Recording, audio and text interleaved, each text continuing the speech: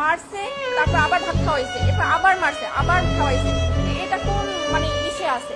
মানুষকে তো এরকম মাইরে ফেলায় না, সে যদি একটা খুনিও হইতে পারে তাহলে তো এরকমের জীবন তো মাইরে ফেলাইতে পারে না বলেন। তারা প্রশাসনের কাছে দেন, কিন্তু ওরা ওরা মাইরেন না। নিতে হলে টাকা দিতে হবে 35,000। 35,000 টাকা দিয়ে ছাড়াই নেন, নাহলে আমরা ওরা ছাড়বো না, ওরা আরো মারবো। ফ্যামিলির কেউই নাই একটা মানুষের। আমার আপনার কি যদি এরকম থাকতাম তো আমরাও একই পথের প্রতীক হইতাম, যে মা বাবা ভাই বোন কেউই নাই। মূলত 11টার দিকে আমার বাবাকে ফোন দেওয়া হয়েছে, রাত 11টার সময় ফোন দেওয়া হয়েছে, আপনি কি তোফাজ্জেলের মামা?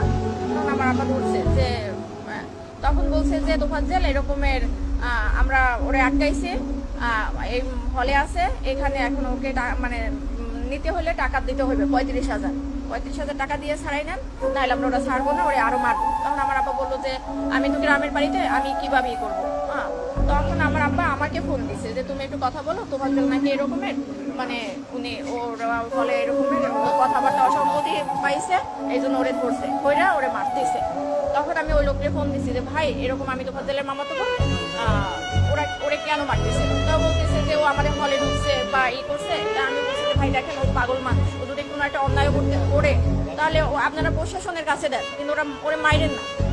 তখন বলে কি আপনি যে পাগল, কিন্তু ও তো ওর আচার আচরণের কথাবার্তা, একটা পাগলের মামার নাম্বার কেন মুখস্থ থাকবে? একটা পাগলের সে চাচাতো ভাইয়ের নাম্বার পর্যন্ত মুখস্থ থাকে, তাহলে সে কিভাবে পাগল হয়? আমি বলছি যে দেখেন ও অনেক মেধাবী ছিল, ওর মা বাবা ভাই বোন সবাই কেউই নাই বলতে গেলে।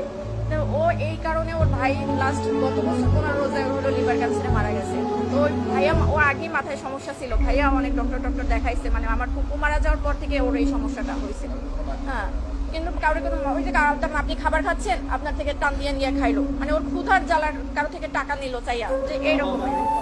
ওর বাবা মারা গেছে রোড অ্যাক্সিডেন্টে 8 বছর আগে। 5 বছর আগে ওর মা মারা গেছে লিভার ক্যান্সারে। তারপর ছিল ওরা 2 ভাই। ওর ভাই হলো নাজিরপুরের থানার এসআই নাসির হোসেন। তখন উনি গত বছর মানে পহেলা রোজায় ধরা পড়ছে ক্যান্সার, উনি 15 রোজায় মারা গেছে। ওর ভাই মারা যাওয়ার পরে হলো ও একদম রাস্তার উপর পাগল হয়ে গেছিল।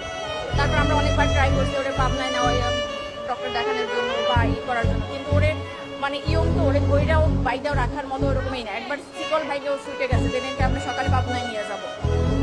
এখন কালকের এই অবস্থা। পরে হলো ওই লোক, আমি ফোন দিচ্ছি পর উনিও আমাকে সেম একই কথা বলছে, যে মানুষটা 4 বছর আগে থেকে পাগল, সে কিভাবে রাজনীতি করবে আর দলীয় বলতে কি? ও তো নিজের মানে পরনের কাপড়েও মাঝে মাঝে থাকতো না, তাহলে সে দলীয় করবে কি? মানুষকে তো এরকম মাইরে ফেলায় না, সে যদি একটা খুনিও হইতে পারে তাহলে তো এরকমের জীবন তো মাইরে ফেলাইতে পারে না বলেন। এটা কোন আইনে আছে আর কোথায় আছে? অবশ্যই চাই একদম মানে সঠিক, যে মারছে তার একদম মানে সেই সর্বোচ্চ মানে আইনের সর্বোচ্চ ব্যবস্থা নিতে হবে। কারণ ওর গার্জিয়ান নাই, সেই জন্য একটা মানুষ অসহায় মানুষটা তো এরকম মারতে পারে না, একটা কুকুরেও তো মারতে পারে না, এরকম মারতে মারিয়ে ফেলাইতে পারে না। মারছে, তারপর আবার ভাত খাওয়াইছে, এরপর আবার মারছে, আবার খাওয়াইছে। তো এটা কোন মানে ইসে আছে? সে যদি কোনো একটা অন্যায় করতে পারে বা ওরা কথার অসঙ্গতি দেখায় তো তারা সন্দেহ করছে, তাহলে তাকে থানায় দিয়ে দিত। তারে 3-4 ঘন্টা মাইরা তারপর আবার থানায় মানে একটা হসপিটালে ভর্তি করায় নাই, তাকে হসপিটালের বাইরে রেখে গেছে মৃত অবস্থায়। এটা কোন বিবেকে করছে বা এটা কোনো তো হইতে পারে না।